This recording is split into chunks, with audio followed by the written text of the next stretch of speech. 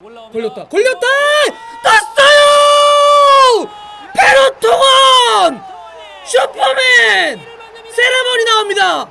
페로통원 극장골 나옵니다. 어이 달순해요. 라이브입니다. 자, 후토크 들어갑니다. 자, 베르통원이 엄청난 극장골을 넣었습니다. 사실 베르통원이 그 올 시즌 계약 만료 이런 문제 때문에 사실 완벽하게 전력에 들어와 있지 않은 상태였잖아요. 그래서 베르통원이 올 시즌 골이 프리미어리그에서 없었는데 91분에 수비수 베르통원이 2대1로 승리를 거두는 골을 넣었습니다. 이거 진짜 뭐 타이밍도 그렇고 골이 들어간 형태도 그렇고 헤딩으로 딱 돌려 넣었는데 와 진짜 극장골, 그야말로 좀 어마어마한 골이 들어갔습니다. 근데 이게 진짜 일단 그 팀에게 토트넘에 매우 중요한 게 뭐냐면 이 골로 토트넘이 5위까지 올라갔습니다. 5위. 4위 첼시와 승점이 3점 차인 5위까지 올라갔어요. 사실 한참 그 토트넘이 막 10위권 밖으로 떨어졌던 걸 감안하면 진짜 여기서 와 하시는데 쭉 올라갔어요. 5위까지. 그런데 이게 또 얼마나 기가 막힌 타이밍이냐.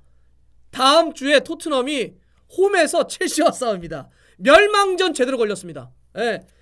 5위까지 치고 올라간 토트넘이 승점 3점 차인 4위 첼시와 다음 주말에 붙습니다. 승점 6점짜리 경기 멸망전 걸렸습니다. 제가 참고로 그 경기를 또 영국 현지에 가서 직관하게 됐습니다. 이거 너무 경기가 너무 잘 걸렸는데. 자, 근데 이게 좀 무리뉴 감독도 된다 이런 느낌이 드네요. 진짜 무리뉴 감독도 된다 이런 느낌이 듭니다. 아니 지금 무리뉴 감독 이 경기는 좀 그 챔피언스리그의 여파도 있고 그래가지고 조금 이게 약간 좀 힘들다. 뛰는 것도 전체적으로 좀 물론 로테이션 돌렸다고 하더라도 좀 무겁고 또 트라우레에게 딱 동점 허용을 했을 때는 요거는 이제 원정 가가지고 요거는 좀 무승부로 끝나나 보다.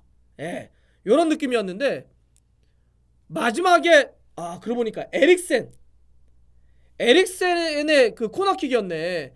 에릭센을 막판에 한 80 거의 끝날 때 들어갔죠. 에릭센 한번 교체 시간 한번 볼까요? 에릭센이 거의 막판에 들어갔어요. 한 80, 제 기억엔 88분? 한번 볼게요. 거의 에릭센이 막판에 자 시간대를 한번 확인해 보겠습니다. 89분. 에릭센이 89분에 들어갔는데 에릭센이 들어간 지 2분 만에 코너킥 차가지고 베르통원의 결승골을 어시스트했습니다. 그러니까 뭐가 돼요. 그러니까 물론 이제 무리뉴 감독이 어떤 승부수를 흐름에 따라 잘 던지기도 하지만 뭔가 계속 탁탁탁탁 그 전문용어로 아다리가 좀 맞는 듯한 느낌입니다. 이게 또 얼마나 그런 거냐면 베르통원이 그러니까 올 시즌 프리미어리그 첫 골이라고 했잖아요. 사실 베르통원이 물론 우리가 이제 항상 그 왼발도 잘 쓰고 왼쪽 백도 보고 센터백도 보고 공격의 어떤 지원이나 이런 기억 때문에 골을 많이 넣었을 것 같지만 여러분들 베르통원이 아약스에서 뛰다가 토트넘으로 와가지고 8시즌째 뛰고 있는데 프리미어리그에서 골을 넣었던 그 8시즌 중에 시즌으로만 따지면 3시즌밖에 없어요. 골로 따지면 프리미어리그에서 6번째 골입니다. 시즌으로 따지면 3시즌에만 골을 넣었고 골을 못 넣었던 시즌이 그러면 5시즌이 있는 거죠. 골을 넣었던 시즌이 이번 시즌까지 3시즌밖에 안 되는데 또 이럴 때 결정적인 때 골을 넣네요. 베르통원이 프리미어리그만 따졌을 때 219번의 경기인데 6번째 골을 넣은 겁니다. 프리미어리그에서. 그러니까 이럴 때 나와요. 그러니까 이거는 무리뉴 감독이 뭐가 되는 거죠. 좀 된다는 느낌입니다. 근데 이제 무리뉴 감독이 지금 부임을 해가지고 리그 이렇게 되면 5경기에서 4승 1패. 굉장히 흐름을 잘 가져가고 지금 토트넘을 5위까지 끌어올렸는데 근데 좀 어떠세요? 근데 저는 이런 생각이 들어요. 리그만 따졌을 때 지금 경기당 거의 무리뉴 감독이 몇 골을 넣고 있냐면 경기당 프리미어리그에서 무리뉴 감독의 토트넘 체제가 경기당 3골 정도씩 넣고 있어요. 근데 그 전에 15경기 리그에서 포체티노 감독이 있을 때 리그 경기당 평균골이 얼마였냐면 1.3골이었습니다. 거의 2배 이상을 더 넣고 있는 거예요. 이거 놓고 보면 좀 그렇죠. 와, 무리뉴 감독이 원래 좀 수비를 강하게 한 다음에 수비에 어떤 요구도 많이 하고 그래가지고 실점은 별로 안 하면서 승점을 따는 감독인데 오히려 지금 프리미어리그 토트넘 와가지고 경기당 3골 가까이, 그 전에 포체티노 감독이 최근 15경기에서 1.3골을 넣었었는데 포체티노 감독도 훨씬 더 많은 골을 넣고 있어요. 그러니까 그 지금 영국에서도 일각에서 무슨 얘기하냐면 확실히 예전 무리뉴 감독의 어떤 그 첼시 시절이나 맨유 시절 때보다는 좀 더 공격적으로 뭐 과감하게 어떤 변화를 좀 주려고 한다라고 하는 이야기가 좀 나오는데, 그런 걸 놓고 보면 확실히 좀 골이 좀 많이 나오면서 그런 게 읽혀지긴 하는데, 문제는 수비입니다. 수비. 그러니까 오늘도 수비에서 실점을 또 했잖아요. 번니와의 경기 무실점 빼놓고는 지금 실점을 계속하고 있어요. 실점이 너무 많아요. 실점이 좀 너무 많습니다. 예. 매 경기 실점하고 있고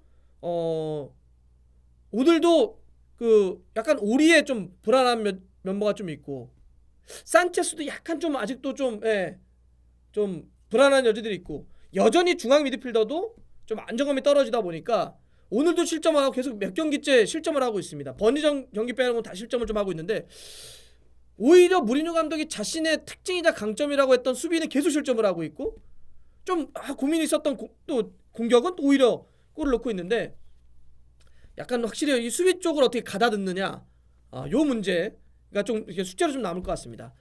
자, 손흥민 선수 한번 얘기를 해보면, 손흥민 선수는 여러분들 좀 어땠나요? 조금 지쳐 보이지 않았어요? 일단 무리뉴 감독님 손흥민 선수를 아끼기 위해서 오늘 손흥민 선수를 92분에 빼준 거, 그래서 2분을 쉬게 할 수 있게 해줬던 거 고맙습니다. 참 무리뉴 감독님은 손흥민 선수에 대한 배려심이 아주 큽니다. 예, 무려 2분을 쉬게 해주셔가지고 많이 감사합니다. 참 너무 많이 좋아하시는 것 같아요. 지금 무리뉴 감독 체제가 돼서 앞섰던 챔피언스리그 바이에른 뮌헨과의 경기는 교체로 들어갔고 나머지는 다 선발인데, 선발로 들어가서 거의 사실상 풀타임입니다. 지난번 경기 그 본머스와 경기 때도 88분에 빼줬어요. 예. 오늘은 또 선발로 뛰게 해가지고 92분에 빼줬습니다. 너무 좋아하시는데요? 뭐 사실 지난번 바이에른 뮌헨 같은 경우는 알리나 뭐 케인 같은 선수들은 좀 휴식을 좀 줬는데, 손흥민 선수를 그 경기 뛰게 한 다음에 물론 교체였지만 또 오늘 선발로 넣어가지고 거의 마지막까지 거의 풀타임으로 좀 뛰게 했는데, 오늘 경기 보면서 느끼는 건 뭐였냐면 조금 지쳐 보이긴 합니다. 예. 지쳐 보이긴 합니다. 일단 물론 참 손흥민 대단하다는 느낌이 들어요. 예.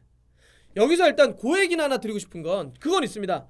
그 뭐 토트넘을 포함을 해서 유럽에 있는 웬만한 팀들은 요즘 선수가 뛸 수 있냐 뛸 수 없냐를 감독의 감으로 선택하지 않아요. 기본적으로 피지오나 의무팀에서 선수에 대한 각종 그 컨디션이나 피로나 이런 것들을 모두 수치화된 데이터를 내서 감독에게 전달합니다. 그러면 감독이 그 수치를 보고 기본적으로 이 선수는 뛰면 안 되는 선수, 뛰는 선수라고 하는 수치를 보고 그 다음에 감각이라든지 이런 걸 확인한 다음에 감독이 최종 결정하는 시스템입니다. 그러니까 지금 사실 뭐 손흥민 선수를 이렇게 뛰게 하는 걸 너무 우리가 혹사논란으로만 가면 안 됩니다. 지금 모든 데이터들이 토트넘은 다 데이터를 갖고 있습니다. 모든 선수들의 데이터가 손흥민은 일단 뛸 수 있다라고 하는 그 데이터에 기준해서 무리뉴 감독이 뛰게 하는 겁니다. 그러니 무슨 이거 이렇게 뛰는 건 말도 안 돼, 이렇게 뛰게 하는 거 아닙니다.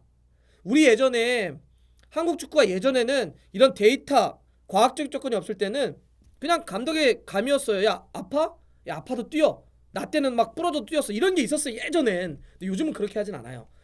거의 이게 딱 특히 유럽 같은 경우는 모든 데이터가 있기 때문에 피로도 얼마, 뭐 근육에 지금 어떤 게 얼마, 오케이 이런 거 다 판단합니다. 그러니까 우리가 저도 이제 걱정스럽긴 해요. 그래도 지난번 바이에른 뮌헨 같은 경기는 좀 쉬게 해줬으면 좋았을 텐데, 하지만 어쨌든 판단의 근거는 그런 데이터를 갖고 한다. 예. 이거는 우리가 좀 이렇게 볼 수 있는 문제인데, 근데 그럼에도 불구하고 좀 지쳐 보여요. 예. 좀 지쳐 보입니다. 그러니까 오늘 경기 같은 경우도 손흥민 선수가 슈팅이 하나예요. 슈팅이 하나고 그다음에 뛴 거리가 얼마 뛰었냐면 9.92km를 뛰었습니다. 9.92km.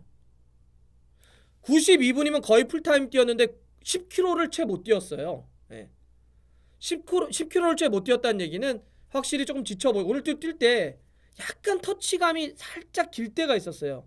우리가 선수가 컨디션이 좀 좋나? 좋지 않나? 이런 거 볼 때 퍼터치를 처음에 경기장 들어갔을 때 봐요. 그러면 컨디션이 한참 좋을 때는 몸에 딱딱 붙여버립니다. 컨디션이 좋을 때는 몸에 딱딱 붙여요. 근데 컨디션이 안 좋으면 볼이 자꾸 몸에서 튕겨나가는 경향들이 있어요. 그러니까 손흥민 선수가 오늘 뛴 거리도 한 9.92km, 10km가 안 된 상태인데 놓고 보더라도 조금 손흥민 선수를 조금 이제는 좀 체력적인 어떤 관리가 좀 필요하겠다는 느낌도 듭니다. 자, 그럼에도 불구하고 어쨌든 손흥민 선수 좀 대단한 것도 뭐냐면 지쳐 있잖아요. 이렇게 지쳐 있는데 스프린트를 얼마를 걸었냐면 오늘도 토트넘에서 가장 많은 20번의 스프린트를 걸었습니다. 참 이거 대단해요. 참 손흥민 선수가 이렇게 힘들어도 순간 가속 스피드라고 하는 스프린트를 20번 팀에서 가장 많이 건다는 건 참 어쨌든 이 경기에 임하는 집중력이나 순간적인 힘을 발휘하는 이 능력이 참 좋다는 느낌이에요. 양 팀을 다 합쳐도 울버햄튼에서 가장 많이 한 선수가 조타입니다. 조타가 21번으로 가장 많이 했고 그 다음이 손흥민 선수가 양 팀 합쳐서 두 번째로 많은 20번입니다. 뭐 두 선수는 거의 다 같죠. 만약에 토트넘으로만 놓고 보자면 손흥민 선수가 가장 많이 스프린트를 했고요. 그 다음으로 많이 한 선수가 무사 시소코가 17번, 알리가 13번, 케인이 12번. 그러니까 케인에 비하면 거의 한 2배 정도 스프린트를 손흥민이 했다는 거 아닙니까? 그러니까 손흥민 선수가 이렇게 지쳐 있음에도 불구하고 순간에 계속 힘을 집중한다는 얘기는 참 이거는 참 박수 쳐줄만 하는 거고 손흥민 선수의 어떤 집중력을 읽을 수 있는 대목이기도 합니다. 그리고 또 하나 손흥민 선수가 이렇게 지쳐 있다고는 하지만 아까 그 알리가 들어갈 때 이쪽에서 손흥민 뛰어 들어갔던 그 순간 스피드 한번 보셨나요? 오늘도 최고 순간 스피드가 얼마 나왔냐면 손흥민 선수가 34.67 시속 킬로미터가 나왔습니다. 시속으로 34.67 거의 35 반올림하면 시속 35km를 달렸어요. 참 그러니까 이게 좀 더 손흥민 선수가 컨디션을 몸 상태를 완벽하게 할 수 있는 상태라고 한다면 스프린트, 속도 이런 걸 더 무섭게 낼 수 있다는 얘기예요. 그러니까 오늘 좀 보면서는 조금만 더 좀 체력적인 안배를 했으면 좋겠다. 다행인 거는 이제 챔피언스리그가 조별리그가 일단 끝나서 내년에 다시 재개를 하는 상태고 그래서 토트넘이 이제는 오래간만에 한 일주일 쉬고 첼시를 홈으로 불러들여서 다음 주말에 첼시와 경기를 합니다. 이때는 좀 더 손흥민 선수가 힘을 쭉 비축해서 경기를 할 수 있을 것 같아요. 네. 그러면 오늘 좀 보여줬던 것들을 그러니까 스프린트라든지 속력이라든지 이런 거에 체력이 좀 더 안 배되면 지금보다 훨씬 더 좋아 올라갈 수 있을 것 같아요. 일정은 다행입니다. 이제 챔스가 끝났기 때문에 좀 더 손흥민 선수가 힘을 쭉 모을 수 있는 그건 좀 마련해놨다 이렇게 생각이 되고요. 토트넘은 어쨌든 분위기 좀 탔네요. 분위기 많이 탔고 특히나 또 오늘 경기 의미 있는 건 원정 승리라고 하는 게 원정 승리. 토트넘이 프리미어리그에서 올 시즌 원정 두 번째 승리입니다. 그만큼 원정 승리가 되게 없었고 이게 어떤 토트넘에게 좀 문제점으로 갔는데 지난번 웨스트햄 한번 잡았고 이번에 또 울버햄튼 다 까다로운 팀들을 좀 잡아냈는데 자 이렇게 되면서 이제 원정에 대한 징크스도 깼고 순위도 5위까지 끌어올렸기 때문에 다음 주말에 열리는 4위 첼시와 이 토트넘 5위 첼시와의 이 토트넘의 경기가 진짜 아주 큰 경기, 빅 경기가 됐습니다. 이 경기 제가 현장에서 볼 텐데 정말 기대가 많이 되네요. 그리고 이제 박싱데이 주간으로 들어가기 때문에 22일 날 요 토트넘과 첼시 경기 끝나면은 이제 박싱데이 주간으로 들어가서 굉장히 더 빡빡한 경기를 할 텐데 그래서 첼시에게도 토트넘에도 이 경기는 진짜 중요할 것 같습니다.